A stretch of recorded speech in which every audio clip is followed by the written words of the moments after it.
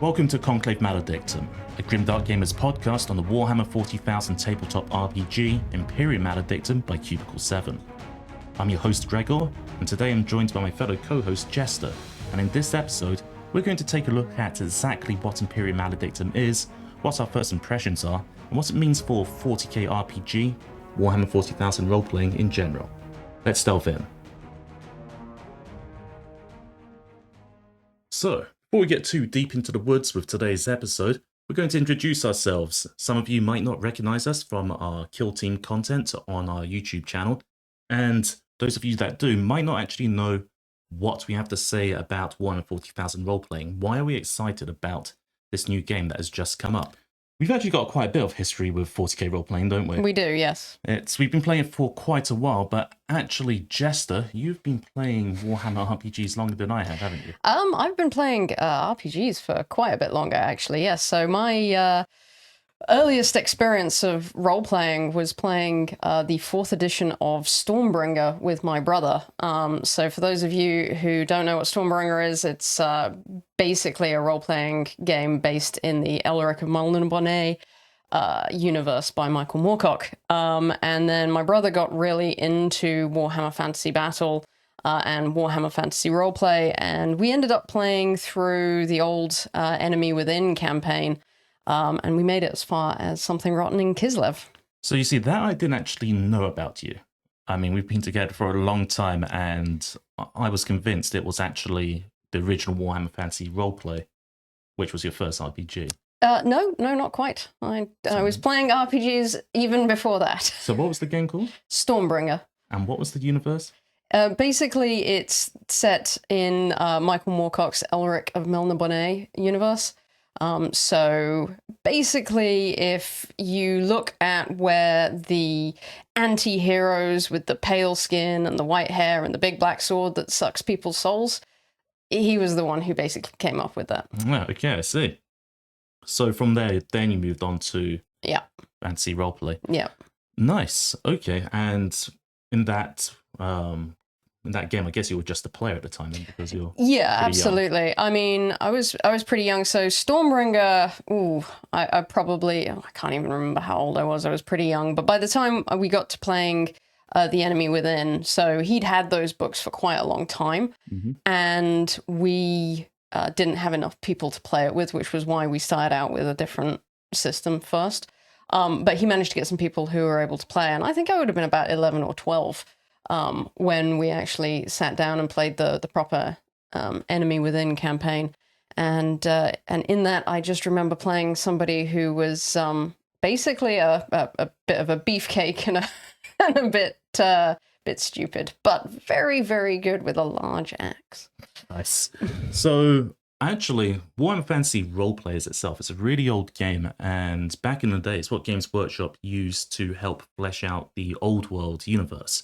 Before Warhammer Fantasy Roleplay, which is abbreviated WFRUP by those in the community, came out, Warhammer The Old World didn't really have much lore, and it was that game which helped establish all the archetypes that we see today with the Old World stuff.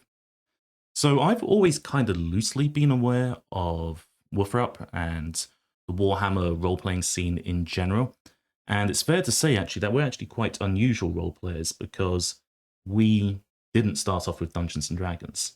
No, actually, I'd had a ton of different experience with different RPG systems before I finally got around to playing some Dungeons and Dragons. And I think my first Dungeons and Dragons game I maybe played, 8 years ago?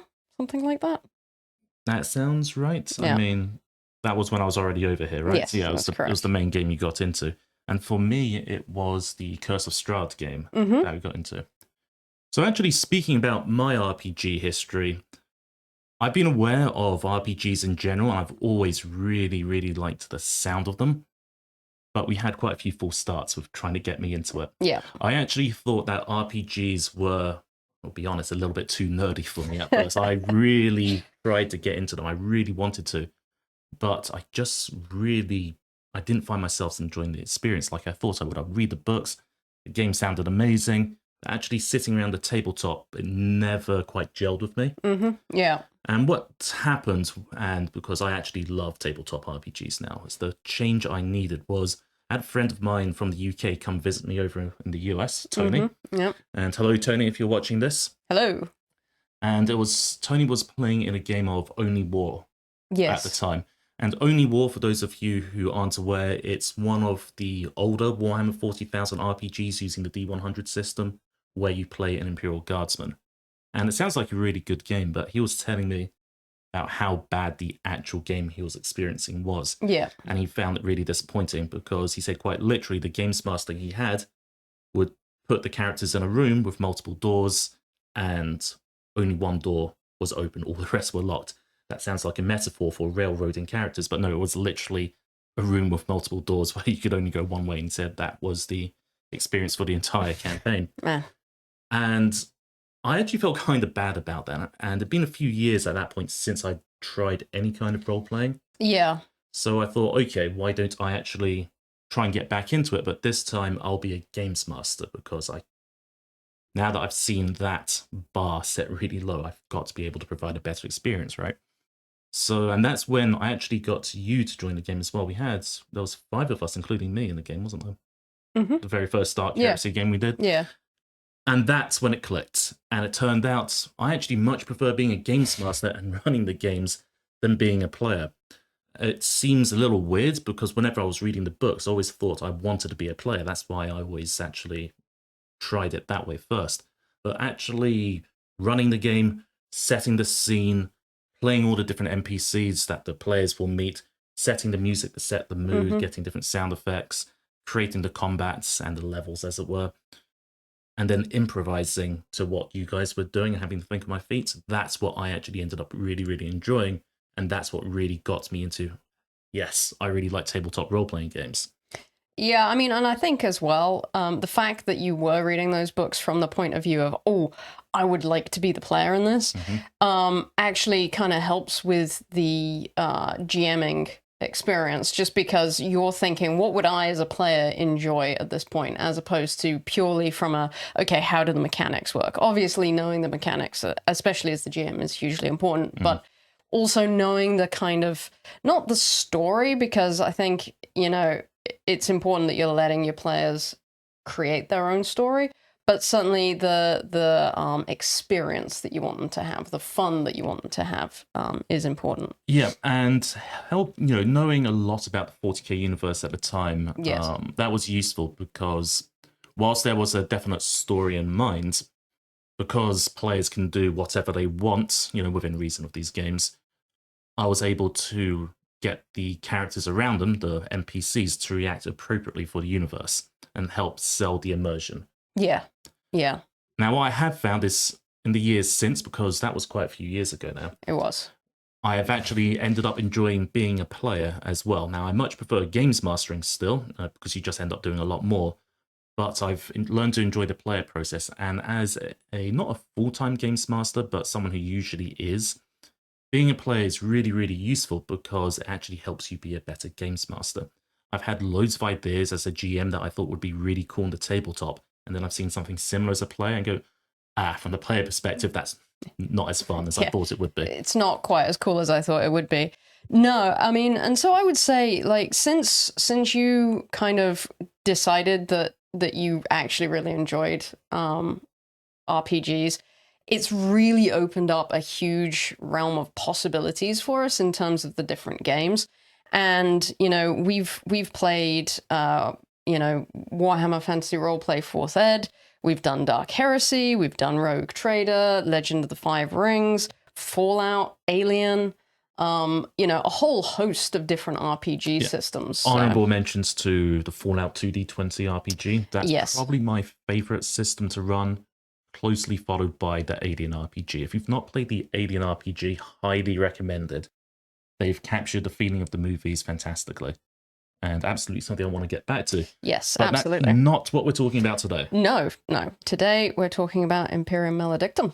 Right, so we should probably talk about what Imperium Maledictum is in a broader sense, and explain to the audience that might not be aware what is a Warhammer 40,000 role-playing game. Because something I've noticed is within the RPG community, Warhammer 40,000 role-playing, which has existed for many, many years, is actually well known and frequently appears in the top spots of game popularity. But within the wargaming side of it, which is where most of my gaming experience comes from, there's actually a much smaller percentage of people that are aware that these games even exist.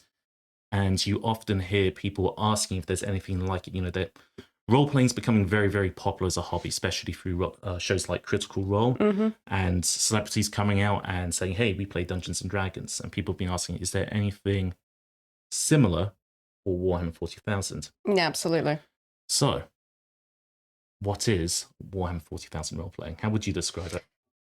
Well, I mean, I would say the experience in terms of you're taking on a character that you've created and you're effectively pretending / role-playing that character within a universe that either your GM or DM, as Dungeons and Dragons call it, that they've created for you with and experiencing that story.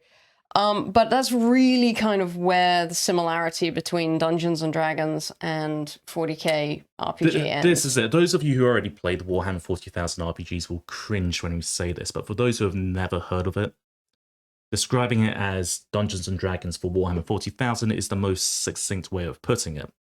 Now, in reality, whilst it's the same type of gaming experience, how it plays is completely different. In Dungeons and Dragons, the power level in those games is quite high. It's a power fantasy, it's a hero fantasy. And you go from being a nobody to, if you play for long enough, being like demigods. Effectively, or gods. Absolutely. If you play for long enough.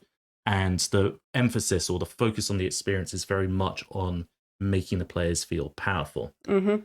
With 40k role-playing, that's not really the case. No, with 40k role-playing, it's a much more realistic power level. You're basically a human, and you may have specializations or skills that make you useful to your faction or your patron that you're working for.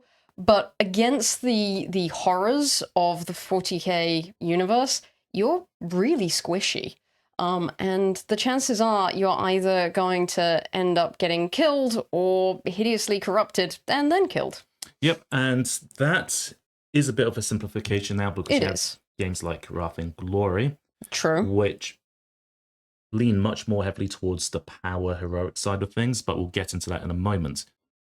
If you're still absolutely confused about what Warhammer 40,000 role-playing is, I'm not going to go into it in too much detail, but a brief summary would be players will create characters which either represent themselves or a character that they want to play within the Warhammer 40,000 universe. It can be an Imperial Guardsman, could be someone working for the Inquisition, could be someone working for the Ecclesiarchy, could even be a tax collector for the Adeptus Administratum.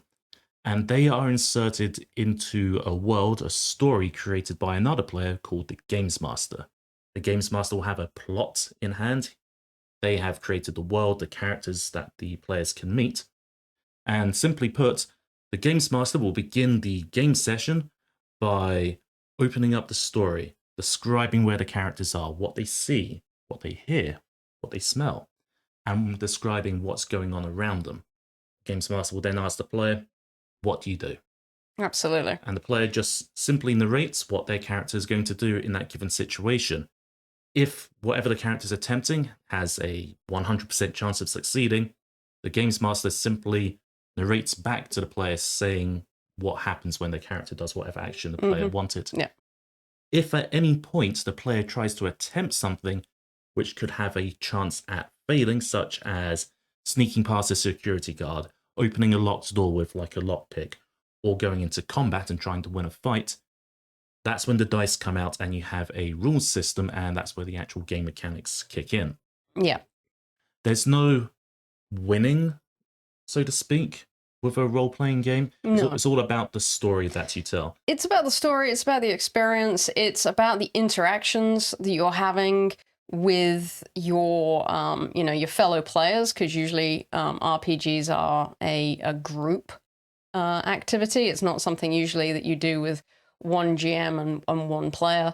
So it's about the interactions and the stories that you tell together with a group of friends. And then it's also kind of just about the interactions that you have with the non-player characters, the NPCs that the GM is created. This is it, and that can actually be quite a surprisingly hard leap to make if you're coming from the wargaming background. And whilst there is a rules system, one of the rules in these games is the games master, if at any point a games master suspects any part of the mechanics is getting in the way of the player's enjoyment, cut it. Yeah, absolutely. So it's very much a narrative experience. Yeah. Having said that, what narrative means in the RPG world is actually quite different to what a narrative means in the wargaming world. And this is where the difference is between 40k RPGs like Imperium Maledictum and 40k RPGs like Wrath and Glory, which is the other Warhammer 40,000 RPG that's in production, kick in, because they're not the same type of experience. They are not, no. The term narrative within the role-playing community, and I'm making broad strokes here, there's a lot of nuance in reality, it tends to refer to lighter, heavily story-focused games. Yep. Because that's not to say the other type of games like Imperium Maledictum are not story-focused, but they are more simulationist. Yeah. So in Wrath and Glory, the rules tend to be a bit lighter compared to Imperium Maledictum and the other D100 RPGs that came before it. We call Imperium Maledictum a D100 RPG because that's what it uses. It uses 100-sided dice to resolve the tests, and is based on the original system that you played back as a kid when you played Warhammer Fantasy Roleplay. Yep.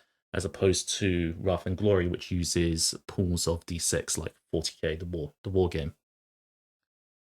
Imperium Maledictum is very heavily story focused. It's an RPG, but it is a simulationist RPG. There's a lot of mechanics to try and recreate the experience, or rather create the experience, I should say, of living the Warhammer 40,000 universe. Combat is super deadly.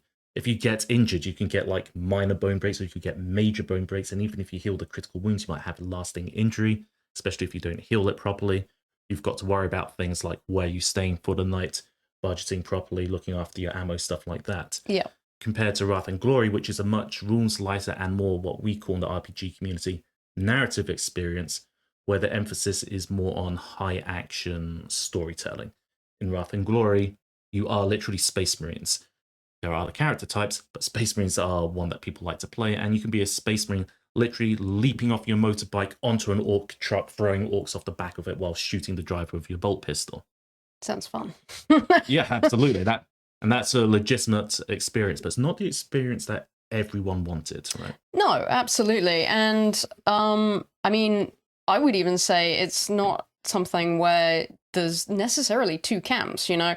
Enjoying a role-playing experience like Wrath and Glory does not stop you enjoying something that's like Imperium Maledictum. It's just, what are you in the mood for at that particular time? And as long as you're aware of what the differences are and you know what you're kind of getting yourself in for, both systems have got a lot of entertaining aspects to them. I personally would kind of describe the difference as being sort of more simulation versus an arcade game.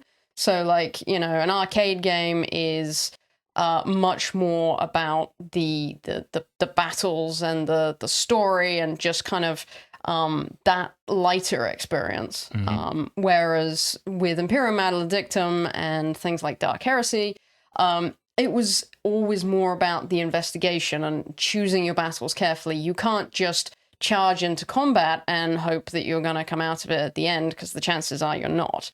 And that adds its own challenges and its own kind of cool aspects to it as well. So yeah, that's not to say that you can't play a gritty game with Wrath and Glory. Absolutely can. Yeah, absolutely. What's called Tier 1. But Wrath and Glory tends to, its emphasis is the wrong word, but the game system has been designed so that when you can still use the same rules when you're playing Space Marines or Inquisitors or even like Chapter Master types. Mm-hmm. When you play at Tier 1, it won't be as detailed as doing a gritty game as compared to Imperium Maledictum. So yes, whilst Jester, you know, absolutely right about you can enjoy both types of games, they scratch very, very different itches. They're very, very different types of game. Imperium Maledictum has come along Partly because when Wrath and Glory first appeared, it kind of split the community. Oh. If you look at one of the first videos we ever made for this channel, it's me describing all the different Warhammer 40,000 RPGs which existed at the time. Because before Wrath and Glory, there was 6 separate games, all roughly using the same system, the D100 system, that's constantly iterated and improved on the previous version with each successive release. And people were very used to like the detailed simulationist approach. They weren't all nitty-gritty playing nobodies like in Deathwatch. You literally played Deathwatch Space Marines, Chaos Space Marines, and Black Crusade. But they were very, what we in the community call crunchy games, so like quite mechanically involved. When FFG, so Fantasy Flight Games, abandoned the Warhammer license, those systems were considered complete and no longer were in development. You can still buy the PDFs now. Cubicle 7 is the license holder for them. But then Wrath and Glory came along, and it was a completely different experience. It was like we said, it was much more action-orientated. And the best way I would describe Wrath and Glory really is it is a role-playing game of the miniatures on the tabletop. Yeah. Okay, because you're playing those types of characters. You know, you're not playing a random administratum office clerk who's being recruited by the Inquisition. Yeah. You are playing a stormtrooper. You are playing maybe a Skitarii or a Space Marine. And some people didn't really take to it. So Imperium Maledictum came along, and the game itself is serving a completely different purpose. And that's the good news for players who do enjoy Wrath and Glory, because I know when we first on the channel started talking about the news and the announcements of Imperium Maledictum, there was quite a few people were saying, well, hang on, what does this mean for Wrath and Glory? The good news is Wrath and Glory is not going anywhere, and it's actually still going to be just as fully supported, and it will remain in development with new products coming out for it alongside Imperium Maledictum, because they already do this, they being Cubicle 7, the company developing these games, for Warhammer Fantasy. Yes. So with Warhammer Fantasy, we've got, what, 2 separate games now, right? So we have Warhammer Fantasy Roleplay 4th edition, which is one you and I actually need to play a lot more of, because that's a really fun game. Yeah, I've really enjoyed the experiences we've had with that one. We played a fairly short little campaign a while back, and that was a lot of fun, actually. Yeah, that was really good. And that is very much a simulationist style game. Absolutely. And shares a lot of DNA with Imperium Maledictum. And then they have, and it's set in the old world as well, but then they've got their game set in the Age of Sigmar universe, and it's called Age of Sigmar Soulbound. And that's their version of Wrath and Glory, but for fantasy. And both of those game lines are running concurrently. They're both still fully supported, and each one is seeing releases to this day. So they're just going to do the same thing, but for the Warhammer 40,000 side of things. Absolutely. So, you know, I mean, we've kind of talked a bit about our experiences, and then just a very high overview of the 2 different systems and bits and pieces like that. What would you say are your first impressions of the rule system and the PDF that we've now seen? Well, this is it. So it's a big book. Yes. It's a very big book, which is why in this episode today, we are just going to be talking about our first impressions. I think in future episodes, we're going to go into a bit more detail in each of the chapters. Yeah, do a bit more of a deep dive. Exactly. And it's very, very early days. In fact, it's so early days that the physical book itself isn't actually out yet. RPG companies don't tend to be very big. Even a big one like Cubicle 7 is still small compared to a war games company. And, you know, those aren't the biggest companies in the world unless you're Games Workshop. But Cubicle 7 do something really smart with their releases. The game itself is basically made. Yes. And the PDF is complete. But the physical book isn't out yet. And the reason why it is, a few weeks ago, the physical book came out for pre-order. And if you pre-ordered it, you got access to the PDF. And with the PDF, the game's ready to play, but obviously, because the company is only a certain size, they're not going to be able to play test it or proofread it as well as the entire community. So what's been happening, because this is what they do with each one of their releases, is the community's been going through the book. Some people have already started playing games, and there's an errata form, and we've been feeding back to the company little mistakes we've noticed here and there of the book, Yep. And what they do is they collate all of that information, update the PDF. They've already done that twice at the time of recording this. And I think in a couple of weeks' time, we'll hit the cutoff points Yep. where they've gathered enough errata.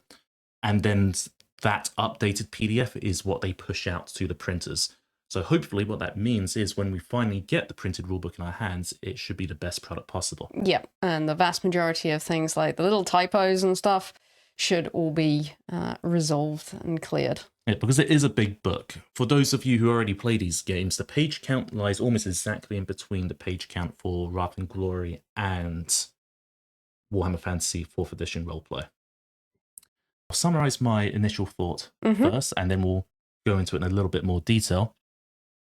But I really, really like it. It is exactly what I was hoping it was going to be. We played a lot of Dark Heresy. We did. We actually played a lot of Rogue Trader more recently, which is an involved system. But we also played Warhammer Fantasy Roleplay 4th Edition, which is an iteration, you could argue, on Dark Heresy. Yeah. And once you played Warhammer Fantasy Roleplay 4th Edition, going back to the older 40k RPGs, you kind of end up going, yeah, this is fine, but I kind of wish it was a bit more like Warhammer Fantasy Roleplay. Yeah. Because there were so many improvements, and the older 40k RPGs just felt clunky in comparison. Well, when Cubicle 7 announced Imperium Maledictum, they announced that what they were going to do for this game was they were going to build upon Warhammer Fantasy Roleplay 4th Edition and the D100 40k RPGs to create this new game. And that's exactly what we've got. Effectively, it is Dark Heresy 3rd Edition on steroids with a lot of shared DNA with Warhammer Fantasy Roleplay 4th Edition. Doesn't mean it's perfect. There's a few little complaints I have with the book, but overall, this is exactly what I've been waiting for since they first announced it. And in fact, longer than that, I've been waiting for this since FFG dropped the license. And this is exactly what I've wanted. Yeah. What about you? What's your overall impressions of the game? My overall impressions are very similar to yours. I think it's definitely the game that we were wanting. It's kind of far more streamlined than games like Dark Heresy, and Dark Heresy was more streamlined than Rogue Trader. And streamline definitely is relative in this context. Yes, absolutely. I mean, I don't want to give you the impression that it's not still quite a crunchy game. It's very crunchy. It's very crunchy. They've definitely simplified some of the rules. They've made it more elegant. Yeah. If you've played Wolfrock 4th Ed, you'll definitely recognize some of the changes that have carried over from that game. Before we get into the rules, though, what did you think about the presentation of the PDF itself, as in what the book is going to look like? So, overall, I liked it. It's well put together. It follows a pretty logical structure. The really nice artwork as well, especially those opening pages. Yep, the artwork is nice. I know that, you've kind of made some comments about maybe they were a bit stingy with the amount of artwork. Okay, yeah, it foreshadowed something that I was going to be mentioning later. But yes, so Cubicle 7 gets some fantastic artists, and all of their books are always really good. And by that, I mean, we've played RPGs from quite a few different publishers now. And by far, Cubicle 7 do their best jobs. In fact, their gaming rule books, you could leave on a coffee table as something to just enjoy and look at, because they are that nicely produced. This book definitely follows in that same vein, but they've actually been a little bit stingy with the amount of artwork, which normally I don't mind. But as I'll talk about later, from someone who instructs and teaches for a living, they could have added a little bit more white space and a little bit more art in a similar vein to what they did in their previous books. It was noticeable, the lack there. But overall, it is a very nice looking book. You obviously enjoy all of these games we play. I mean, this is why we're doing a YouTube channel together, but you're not the biggest fan of reading dense rulebooks.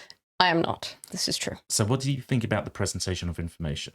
The rulebook is pretty logically laid out. So it goes through a fairly standard structure. There's not so many different skills and talents that I kind of got bored going through it, although obviously I didn't spend my entire time going through each and every one of those, but I have an overview of what those were. So yeah, and the ones we have looked at, are pretty interesting. They are. And I definitely think that there's enough depth and flavor that you'll be able to create the character that you want. Yeah. And a couple of things that you should be aware of, because especially if you're considering getting this game and you've owned the previous ones, a couple of things that stand out is, first of all, the setting. The setting is really interesting. Now, this is more towards the Games Master side of the book, because it really is a book of two halves, and it recommends that players read the first half of the book and leave the second half alone, and that the Games Masters read the whole thing. Now, in the Games Masters half, it actually talks about the setting, which is the Macarian sector. Events, the end of Warhammer 40,000, the end of the 41st millennium happened, the Cicatrix Maledictum opened up, splitting the galaxy in two, and the Noctis Eterna shut off several parts of the Imperium from Terra, including the Macarian sector. That has now, where the game begins, literally just lifted, and the sector governor is trying to work out what's happened. And we find ourselves with a sector in ruin.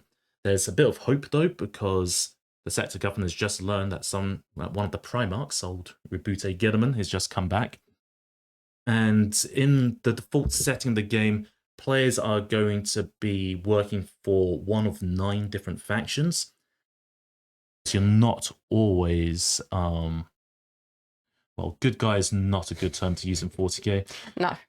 But not everybody's working for the Inquisition trying to fix problems. No, and actually that's something that I immediately really liked about the new rule system with Imperium Maledictum, is the fact that you do have a lot more varied factions and backgrounds that you can choose from. So, you know, Dark Heresy, you were working for the Inquisition. In Rogue Trader, you were working for or were a Rogue Trader. Now, that's really awesome, but those were the only kind of options that you had. In this system, you can actually explore some of the lesser-known factions, like the Adeptus Administratum, the Mechanicus, the Astra Telepathica, the Astra Militarum, Ministorum, the Inquisition as well, so you can still play somebody who's working for the Inquisition. The Imperial Navy, Rogue Traders are back in there as well, and also what they call infractionists, so effectively criminals. Yeah, the criminal element of the universe. And that's probably the biggest difference between this RPG and the older ones, which had a similar but more outdated rule set. With the previous 40k RPGs, one game was focused on the Inquisition. Another game was focused on working for Rogue Traders or being a Rogue Trader. Another game, you were Space Marines. Another game, you were Imperial Guard. But whilst those games were kind of compatible with each other, the rules were always slightly different because they always iterated on the previous game. Imperium Maledictum itself, there's going to be the core rule system, which is what's in this rulebook, and then each of the factions we just mentioned, which you can play as right out the gate, they're each going to receive their own book release, where you can really tailor your game to be much more of a Dark Heresy experience, to be much more of a Rogue Trader experience, etc. And that's really awesome. Yes. And yeah, no, I'm quite excited for it. I mean, I'm totally going to be focusing on the Inquisition side of things because that's what I enjoy. But the idea of having some, exploration-based adventures as rather than a Rogue Trader, but as maybe a Scutarii cohort working for a tech priest is really cool. That does sound pretty cool. The other thing that stood out to me as a Games Master, now this is actually a really good thing, because of something that's going to happen when the physical book's released. It's not true yet, but there is no introductory adventure in the book. Now, that's normally a bad thing, because I think it's really, really important to have an introductory adventure with games, because that's really the most direct way that games developers have of telling you, hey, this is how this game is kind of expected to feel like. Here's an example adventure. And it usually acts as a good way of teaching players how to play the game. And the previous 40k RPGs had some really good introductory adventures. The Dark Heresy 2nd Edition one was one of my favorites. That's missing in this book. Now, why do I say that's a good thing? It's a good thing because when the physical book releases, they're actually going to be releasing a free adventure, introductory adventure, as a PDF alongside it. It's not out yet because we're still kind of in the beta phase, so to speak. But that will come out with the physical release of the book. And what that means is more of the actual rulebook can just go into more useful things. Because when the introductory scenario is part of a rulebook, once you've run it, they basically become useless pages. Yes. Which won't be an issue with this thing. So with that said, let's go into a bit more detail with the different sections of the game. Now, this is still very much first impressions. It's just to give you an idea of what's in the book. But the first thing that stood out to me from like a mechanics perspective was the very first thing you're expected to do when you sit down as a group of friends and decided you're going to play Imperium Maledictum. That's the creation of your patron. Mm-hmm. So what do you think about that, especially from a player perspective? Yeah, so your patron is really the reason why your character is doing what they're going to be doing in the game. So it's a very important springboard actually for the adventures that you're going to be involved in.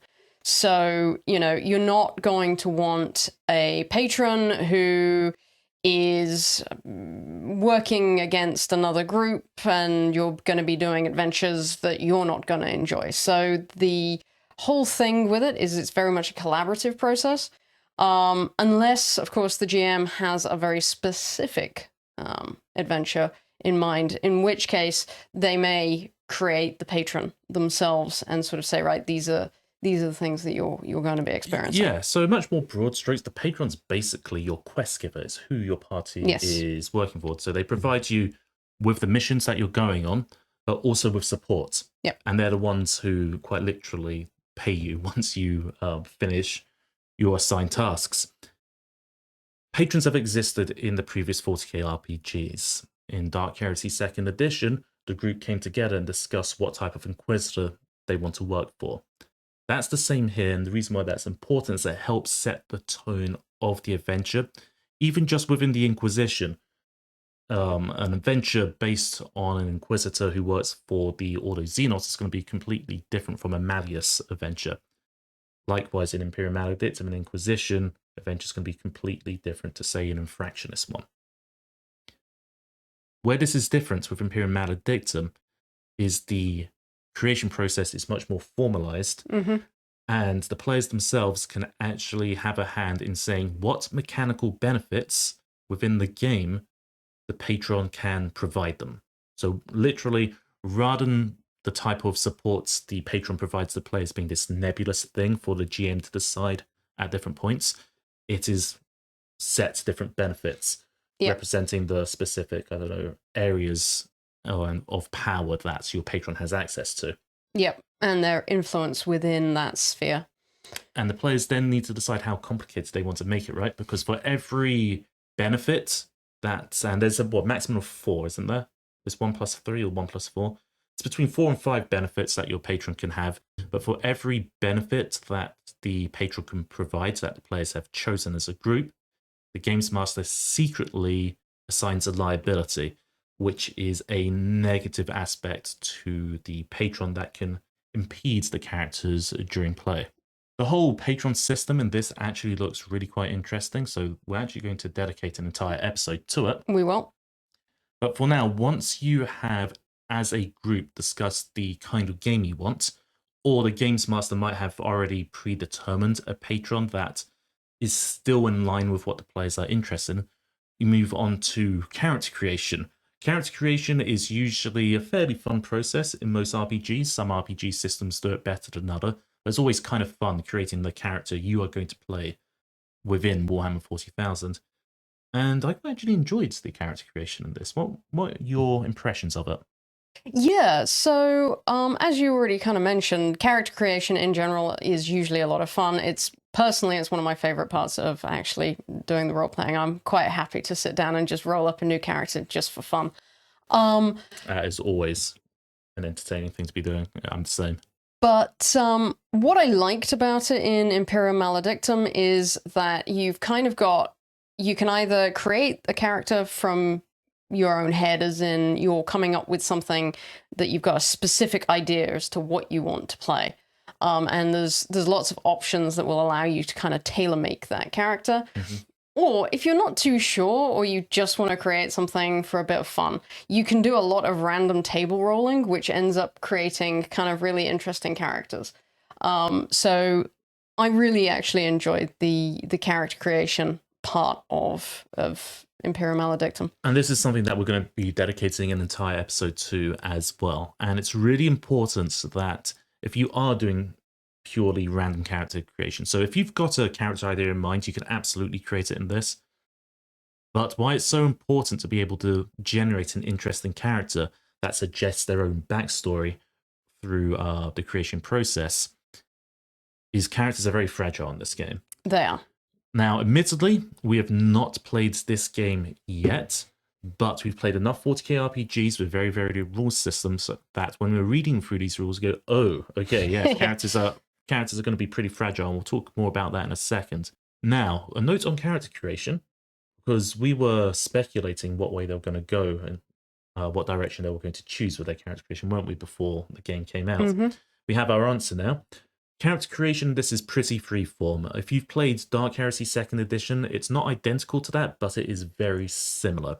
And that means you can pretty much create most type of characters you can think of within the universe, at least at a human level. Mm-hmm. So Imperium Maledictum is very much an Imperium-focused experience right now. If you want to play anything like Xenos, you're going to have to play Wrath and Glory. Focus of Imperium Maledictum is standard human that's been picked out by their patron to go serve them and experience the horrors of the universe. And the system itself to create those characters is very freeform. Yes, there are guidelines and there are certain restrictions that you have to follow, but for the most part, it is quite a freeform system similar to Dark Heresy 2nd Edition. There aren't fixed rigid classes, nor are there fixed careers such as in Warhammer Fantasy Roleplay 4th Edition. Yeah. This is good because it does mean that you have a lot of power to create a character which can match what you have in your head. But there are a couple of downsides that you should be aware of, which are common across all of these freeform systems. The first one being there's a lot of talents in this game. Yes. So you have to, if you're trying to level up a character or create a character and you're trying to choose what talents are suitable, it can be a little bit daunting to go through all of them. Yes. Although I noticed through the character creation itself, it does help restrict what kind of talents to go for initially. It does. Which makes it a bit more manageable. It does. But the second thing, and I did see this a little bit with character creation, with these freeform systems, the games master needs to be either very confident in their players or willing to do a bit of oversight, because it's very easy to create a min-maxed character, which is fine if that's the kind of gameplay experience you want. But sometimes it can be a little bit tempting to always go for the best stats that always work well together and the best combination of talents compared to something more realistic that would lead to a more developed, well-rounded character. Both options are completely legit, but you have to be playing at a gaming table where people are of a similar mindset to you in order to have the most fun. Other than that, though, character creation seems pretty solid. Yes, I would agree with that. Okay, so with character creation out of the way, we then have the main game itself. How would you describe the main game? How does it work? What is the rule system like? Is it like Dungeons and Dragons? Well, no. Not at all, right? Not at all. So, unlike with Dungeons and Dragons, you're trying to roll under a target number, and that target number is going to be a number between 1 and 100. Yep, it's basically a percentile system. So it's a percentile system, and your characteristics are, again, out of 100. So, your standard human is going to have characteristics around 30 or 40. Space Marine, their standard characteristics are going to be something around 60. Yes, so, 60 plus is once you start getting to the marine equivalents. It does state if you're a regular human, no characteristic can be better than 60. Than 60, absolutely. And again, so you're actually seeing there that the game system is attempting to limit your ability to turn into a godlike hero, a bit like you can in Dungeons and Dragons. And then you have skills and you have talents that will modify how hard or how difficult that role is going to be. And then the games master can also assign different difficulties and modifiers to it. So, trying to jump over something very, very small is either going to be very easy or maybe not even a test if it's small enough. Whereas trying to leap over a chasm is suddenly going to be significantly harder. Yeah, there's no heroic action, so to speak. I mean, they can happen, but they are much rarer. It's not the default. Now, if you've played the previous 40k D100 games, all of this should sound very familiar because it is. But there's been a lot of improvement, a lot of iteration, and some really surprising, nice new changes, which I enjoy. So what kind of changes can we expect with Imperium Maledictum? And this is more aimed at the games masters here. First of all, for a percentile system, a common complaint of the older versions of Warhammer Fantasy Roleplay and the older versions of the 40k role-playing games is that characters could, the term was, whiff a little bit. That doesn't mean they smelt. It just meant that you might try something fairly mundane, and because of the way the rule system worked, you just failed. Or failure was much more common than passing a test, which can actually be a little bit frustrating. Yeah. Just because your character is a fragile human doesn't mean they should automatically suck at everything. This is true. Warhammer Fantasy Roleplay 4th Edition went a long way to fixing this, I feel, and that improvement has carried over to Imperium Maledictum. So how does that work? So the first change is quite small, existent in Wolfrup 4th Ed, and I really like it. If you come from a Dungeons and Dragons background, the default assumption is that a standard test has no modifier to the difficulty, which is not the case for the 40k or any of the Warhammer RPGs. A standard test is always plus 20. It's called routine difficulty. So if you have, let's say your character is called upon to do something fairly mundane, it could be like so to pick a lock and they're already an experienced lock picker.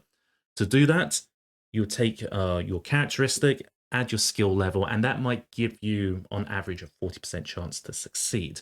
However, because it is a routine test, something that's actually quite mundane to them, the default modifier is plus 20, so that suddenly jumps up to 60%. So as a default minimum, you should always have, for most standard tests, a better than half chance of passing, which isn't the case on like Dark Heresy 1st Edition or some of the older like Warhammer Fantasy Roleplay 1st and 2nd Edition.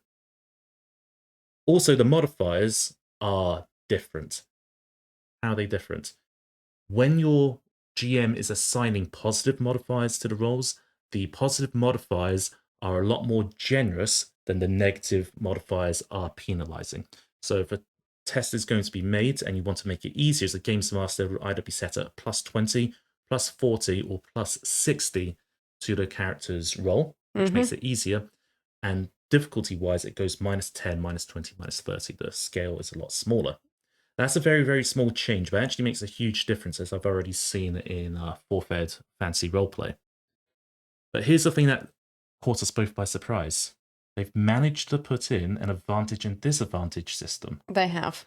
I didn't actually think that was possible, but I'm just not clever enough to imagine it myself, apparently. Yep, no, because they absolutely did, and the way that they did it is really quite elegant. It's very simple, but it's very elegant. And the way that they managed to do it was basically, if you have an advantage on a test, when you roll the dice, then you can swap around the tens number with the units. So, for example, if you roll a 41, if you have advantage, you can turn that into a 14. Yeah, which makes tests easier to pass. So let's say there was a really difficult test and you only had a 30% chance of succeeding. That was the target number. Once you add in your characteristic, your skills, and the modifier to the test, you had a 30% chance. You rolled a 41, but as you said, you had advantage and you swap it to a 14. You've passed. Yeah, and that's a good pass as well for the success level system they use, which we'll talk about in a moment. But what about disadvantage? How does that work? Because that is quite punishing. Absolutely. And so basically it's the inverse, but instead of it being a choice, you have to do it if it gives you a worse roll. So in this instance, you know, if you roll a 14, oh, well, now it's actually a 41. And so in that, you know, you've got something where you've only got a 30% chance of rolling, you roll that 14, yes, I did it. Oh, no, actually, no, I didn't. And this seems really, really clever. Now, when I was first reading it as looking at it from a GM's perspective, my first thought was, wow, this is actually really clever.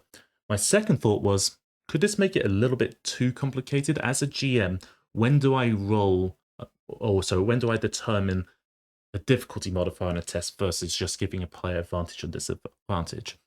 But having read through it a second time, no, it seems fairly set. As the games master, you do just still set the difficulty of the test, so whether you're going to give them a positive or minus modifier to the difficulty of the test. But then the game mechanics themselves will inform the players when they have advantage or when they have disadvantage. For example, if they get a certain debilitating condition, that will give them disadvantage on certain rolls. So it's something that the game system makes the decision on rather than the games master. Yeah. I mean, I guess, being the games master, you could still make that call, but only if you're confident. You don't have to do it by default. Now, the rules themselves are obviously really detailed, and we've only got a certain amount of time, but we have to talk about our overview and our impressions of combat. Combat happens in a lot of role-playing games, and it's not going to be a Warhammer 40,000 role-playing game without a robust combat system. They've always, and when I say always, I'm talking about the D100 games here, they've always shared a common element, which is they're very detailed, but they can take a long time. Yes. Now, I still think combat isn't going to be the fastest thing in the world in this, but they have done a lot to make combat much more deadly in this and much quicker, including the main change I was hoping was going to come over from Warhammer Fantasy Roleplay 4th edition. It has made it over, and I'm very, very happy. So, I really want to jump into it first, but do you have any initial impressions on what you read through the combat? What stuck out to you? The big thing for me that stuck out was that they kept the what you're about to talk about with from Wolfrop 4th Ed, and making it so that you're not as likely to not do anything, which was, for me, always something I found pretty frustrating when we were playing something like Dark Heresy. You could wait quite a while for your turn, and then you'd roll, and you'd be like, oh, nothing happened. Sometimes, fights could evolve into slapping fights with neither side really hurting each other, or both sides just constantly missing. But that isn't the case anymore, especially in hand-to-hand combats, where usually someone will always hit because the tests are opposed, and you don't just have to pass. If you fail your roll, as long as you don't fail as badly as your opponent, you'll still land a hit on them. Combat is more deadly, because even if you're defending in hand-to-hand combat, if you roll a critical, you can actually land a critical blow on them, rather than just parrying the blow. But my favorite bit is they've removed, and some people are not going to like this admittedly, but I've always preferred RPGs which do this. They made things faster by reducing the amount of dice you need to roll. Rolling to hit and rolling to wound is now all done within the same roll, and how that works is weapons have a flat damage value. Okay, you don't roll separately for damage. They have a flat damage value, and then the actual amount of damage that weapon does is dependent on how well you hit the target. Yes. So, very briefly, let's say you needed to roll a 60 to hit the target. So you had to roll on a 100-sided dice 60 or less, and you rolled a 42. This game uses something called success levels, and the amount of success levels you score is simply the difference between in the tens number of your target versus the tens number of what you roll. So if your target is 60 and you roll 42, that's 2 success levels. The amount of damage you do is equal to the weapon's flat damage value plus the number of success levels you land. So if you hit really well with lots of success levels, your attack is going to be that much more damaging. And that just makes things a lot smoother, a lot easier. It really does. And I mean, I remember when we were playing Warhammer Fantasy 4th Ed, then the combat was a lot snappier and it felt a lot more engaging because, especially as you say, with that, you're gonna you see a lot more hand-to-hand combat because there's not such a amount of guns. But what it does is it means that even if you don't hit very well, you're not just standing around. As long as you hit better than your opponent, you're still going to hit them. And then the success level is really what influences the amount of damage that you're going to do. It's nice. And, there's going to be someone that mentions that, well, hang on, in the previous games, if you rolled really well, it did modify your wound roll, or at least if you rolled less than your success levels on your hit, you could substitute your wound roll for that.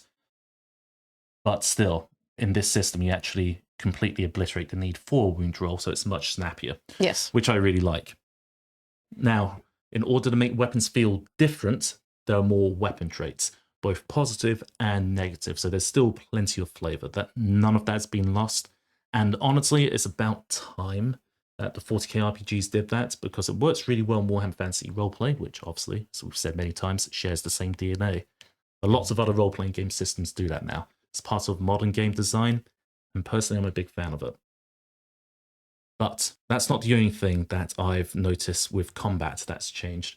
They've now included a what was a fairly common house rule back in the day for the older systems. They've brought into this, and that is when you're subtracting weapon damage to work out from your armor, it is only armor which protects you. Mm-hmm. So back in the day, when a weapon inflicted damage on you, you would subtract your armor, but also your toughness bonus to represent just ignoring pain. And there was an argument to be said that, yeah, you do need that to help keep your character in the game longer, but it could lead to some fairly unrealistic situations where you could get a really high toughness character effectively bouncing bolt rounds off their naked chest. And the whole description, they're not actually bouncing bolter rounds off their naked chest. They're actually just ignoring the pain. That only goes so far before you just go, no, this mechanic doesn't really feel good. No, that's gone now. So your character's actually going to be taking a fair bit more damage. So in order to avoid getting basically completely destroyed in combat straight away, the way that the system kind of represents that is through something called superiority. Yeah, which represents the bonuses you get through prior planning, rather than just leaping into combat where you're probably going to get your butt kicked, because, like we said, this is a very lethal game. If you take the proper preparatory steps, you can go into combat with a much bigger advantage. And I use that term because this is basically a much, much better version of the advantage system that Warhammer Fantasy Roleplay 4th edition had, which I felt was a good idea, but didn't quite work because there was way too much bookkeeping involved. Yeah. So, how does it work? So, the way it works is it's represented in, well, there's obviously the roleplay aspect of it, and then there's the mechanical aspect of it. The roleplay aspect of it is to do with your characters preparing for this fight. So that's understanding more about the enemy. So going up against a different type of enemy is going to influence how you want to go after them, the different types of weapons you might need to take, that kind of thing. Yeah, maybe one of your characters, like the scout or the spy type character, has been ghosting them for a while, training them, like keeping their distance so they don't get spotted, and like making a note of who their suspects are meeting up with, what weapons they seem to be armed with. So maybe what armor they're equipped with and what their kind of numbers are, so that you get an idea of their capabilities going in. So Absolutely. That's getting an idea of the enemy. Yeah. There's also getting an idea of the location that you're probably going to be having this fight. So obviously a big open field is going to present different positives and negatives, challenges, than infiltrating directly into that individual's base, for example. Yeah, one might be more fortified. You're just basically getting a lay of the land. It's much easier to prepare for a fight if you know the battlefield beforehand. Absolutely. And then the third one is really just representing the players coming up with a particularly cunning plan that the GM wants to reward. And how this all kind of works mechanically is that if you succeed in doing all three of those things, so you find out about the enemy, you find out about the location, and you come up with a good plan, then you get up to 3 superiority points, effectively. Yeah, but you don't have to do all 3 of those things, but that preparation step caps out with +3 superiority. Yeah. And what does that do?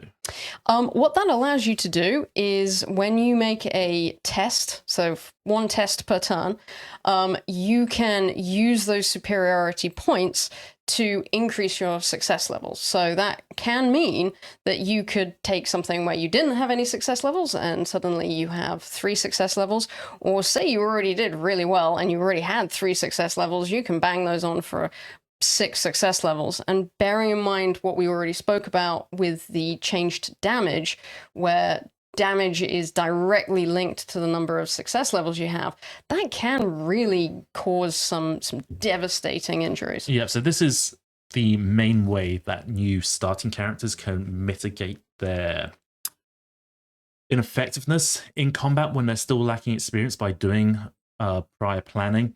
And it will lead to things such as rolls which would have been misses actually ending up being hits, and hits ending up being like really good hits, doing a lot of devastating wounds to the targets. You're not capped at +3 superiority. Once the combat begins, it can actually go above that. It's just going into combat caps out at 3. But things such as defeating enemy leaders would increase your superiority, but taking, I think, critical wounds. I need to check the combat rules again, but when you start to lose ground, lose momentum, you lose superiority. If though, and this is really, really important to stop combats lasting too long, because once a combat starts to drag on for like an hour or so, people start to lose interest. But once your superiority level gets higher than your opponent's resolve, that's the cue to the games master that rather than just trying to fight to the death, your NPCs that are being attacked by the players are actually going to start wanting to retreat from the battlefield. And obviously things like gangers and who don't have a lot of discipline are going to have a lot less resolve compared to like a creature from the warp. Yes. So that was really, really cool. I really enjoy that system. But even then, that's not my favorite part. So what is your favorite part? And I like this even more than the flat damage, which is modified by success levels. And that is how ranges are dealt with. Some people prefer one system, other people prefer the other system because both systems exist in lots of different games. In Imperium Maledictum, they've chosen both. And that's basically the difference between using actual physical range numbers where your gun can shoot out at X amount of meters and abstracting it into zones, which is much, much better for when you're trying to do combat fears for the mind. So if you're still with us and you haven't played a role-playing game before, generally speaking, combat can be done in 2 different ways. You can either play combat completely in your head like the rest of the game, and that's called Theatre of the Mind, where the GM describes to you the battlefield, where you are on the battlefield and where the enemies are related to you. Mm-hmm. Or you can do it using miniatures on a map or on a tabletop board like you would use for a game of 40k. Yeah. You can do both in Imperium Maledictum.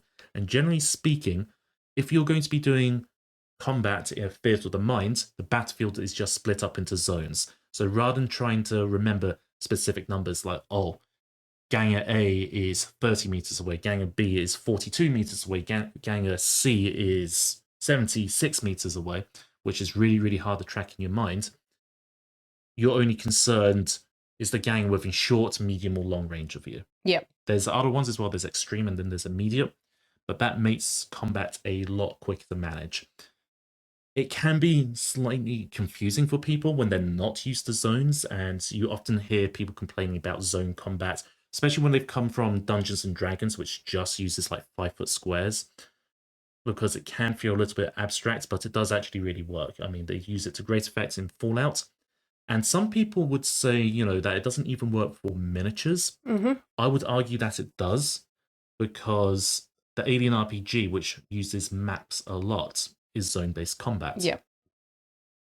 Having said that, Imperium Maledictum, if you really wanted to, and I might be tempted to try it, you could use zone-based combat with miniatures. For those that don't like that, in the Games Master section, it talks about how to convert the zones into ranges. So if your gun has a short range, it can shoot X amount of meters. Mm-hmm. If it has medium range, it shoots out Y amount of meters.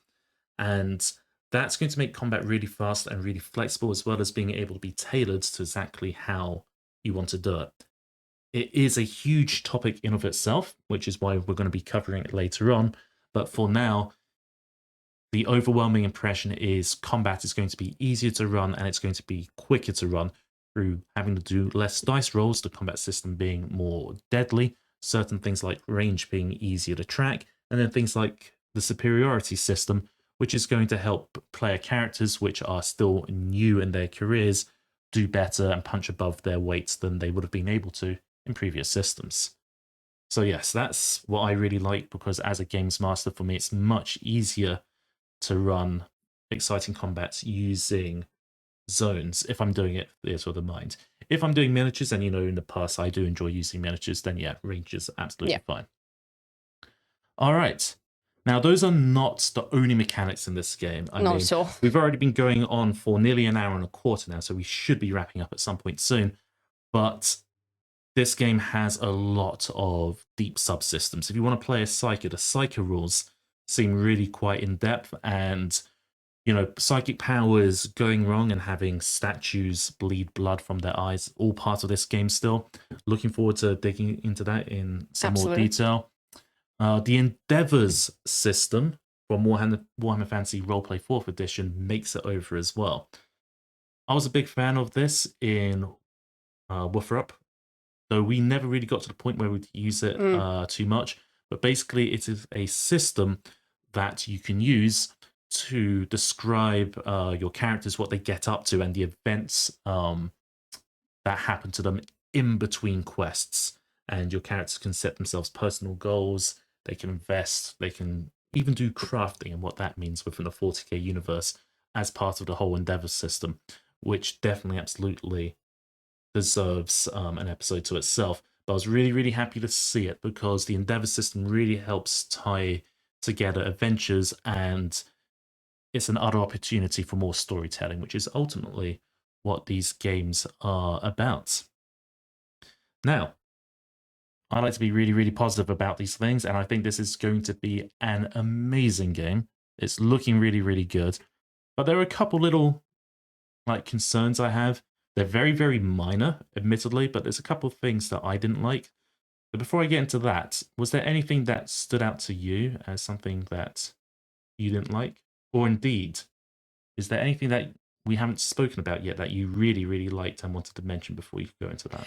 Well, I kind of just wanted to touch on the corruption system, actually, because if you played Dark Heresy, then there was the insanity and the corruption system within that, and I always really, really enjoyed both of those mechanics, because it really kind of can change how your character behaves, and there's some really great opportunities for role-playing in that.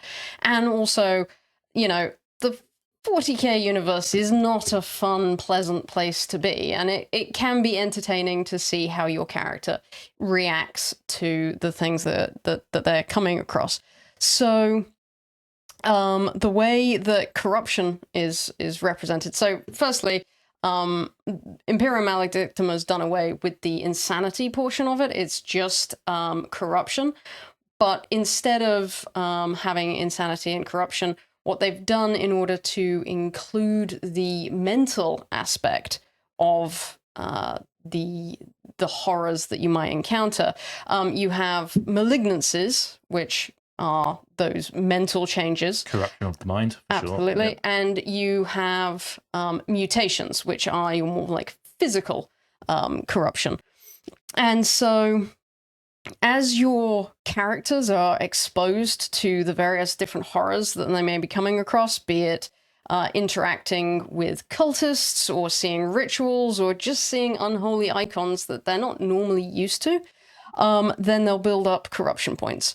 And as you get more corruption points, you're going to end up either developing a malignancy or a mutation. And one of the things that I really quite liked about both of these is that, unlike with Dark Heresy, where that system, it was kind of a creeping change. Mm-hmm. You would hit a threshold and then you would roll, and then, if you weren't very, very corrupted, then you weren't likely to see something quite major.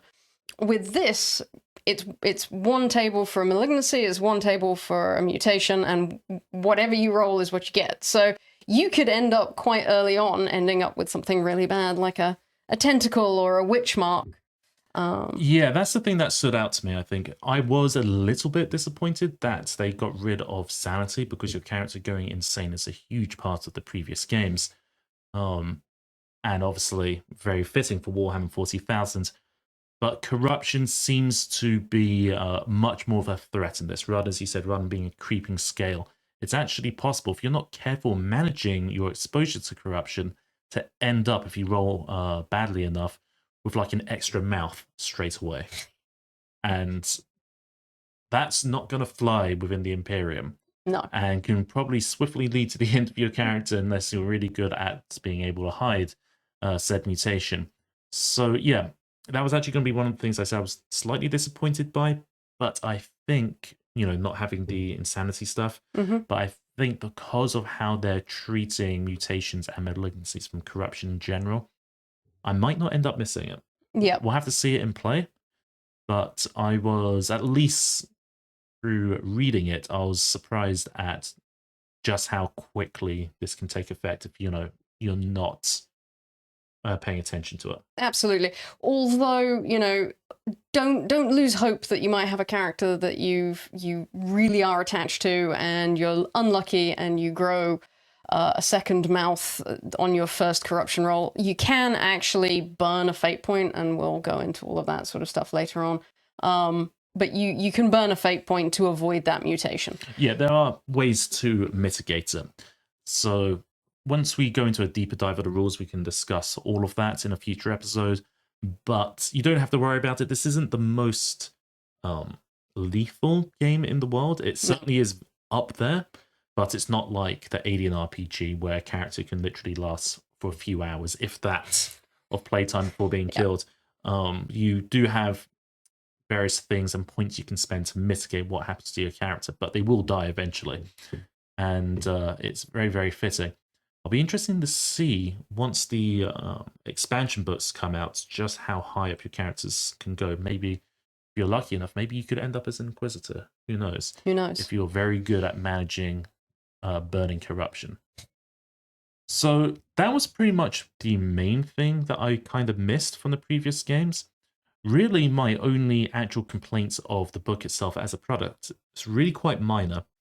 And it boils down to, if you've never played Warhammer 40,000 before, or you're not very familiar with the universe, the way the information is presented in this book, and I'm speaking from like a teacher's perspective here, isn't the friendliest. There should be a few more images and more white space so that the information doesn't just run into each other. A key example being the whole chapter on the Macarian sector. Yeah, there's a few images here and there, a couple of big ones as well, which are nice. But for the most part, it's 50 pages of just text. Just a big wall of text with the description of one planet literally leading into the description of another, without any white space to separate between the two. And even as someone who knows a lot about the lore, reads a lot into these games, if I see something really interesting, there's lots of interesting plot hooks here with the Macarian sector, I'm going to have to make detailed notes as to where to find it, because otherwise I'm searching through 50 pages of very dense text trying to find it. It is a lot of information, and that's good. I don't want there to be less information, but maybe just a little bit of spacing to help give your mind a break when reading it, and maybe a few more images, because, for example, a hive world is actually a really, really hard thing for someone to visualize if they've not played Warhammer 40,000 before. There aren't that many great examples of that within the Macarian sector. If you're lucky, you have a picture of a tech crease or maybe a picture of a bolt gun, but that's kind of it. And this kind of spills over to the bestiary section. The bestiary section is serviceable. I wish there was actually a little bit more to it, but it's more than enough to begin with. But where this stands out compared to Warhammer Fantasy Roleplay, in that book, you have a picture for every entry in the bestiary. Yeah. Whereas this, you don't. Yeah. I think there's a picture of what a gene stealer looks like, which is great. But a lot of them don't have them. I'm looking at now. Okay, like an accursed cultist or a chaos spawn. I instantly know what those look like.